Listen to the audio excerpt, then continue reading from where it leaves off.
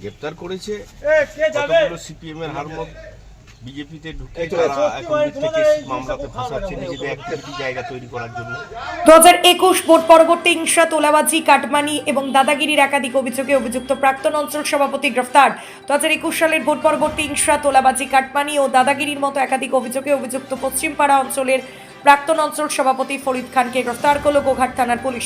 Police সূত্রে জানা গিয়েছে, কলকাতার দমদম এলাকা থেকে তাকে গ্রেফতার করা হয় আজ বেলা 11:30টা নাগাদ। গোঘাট থানার পুলিশ অভিযুক্ত ফরিদ খানকে আরামবাগ মহকুমা আদালতে পেশ করে। ঘটনাকে ঘিরে এলাকায় চাঞ্চল্য ছড়িয়েছে। পুলিশ সূত্রে আরও জানা যায়, অভিযোগগুলির তদন্তের স্বার্থেই তাকে আদালতে পাঠানো হয়েছে। আদালতের নির্দেশের দিকে তাকিয়ে রয়েছে প্রশাসন ও স্থানীয় বাসিন্দারা। গ্রেপ্তার করলো কেন আপনাকে? গ্রেপ্তার করেছে কতগুলো সিপিএম এর হারমত বিজেপিতে ঢুকে তারা এখন মিথ্যে কেস মামলাতে ফাঁসাচ্ছে নিজেদের একটি জায়গা তৈরি করার জন্য। ঠিক আছে, তাদেরকে আমাদের দৌলতে বাড়ি ঢুকলো, আমাদের দৌলতে করে কমবি খাচ্ছে, আবার আমাদের নামেই মিথ্যে কেস দিয়ে আমাদেরকে ফাঁসিয়ে দিচ্ছে। সামনে বসে সে বাঘ থেকে জঙ্গল থেকে বাঘকে নিয়ে এলেও সে বাঘের মন কি জানেন তো, সে জঙ্গলের দিকেই থাকে, সোনার খাঁচাতে রাখলে। এই হচ্ছে পরিস্থিতি। পাণ্ডুগ্রাম ও আশেপাশের এলাকার মানুষের জন্য সুখবর। এখন আধুনিক ও নির্ভরযোগ্য সব স্বাস্থ্য পরিষেবা এক জায়গায়।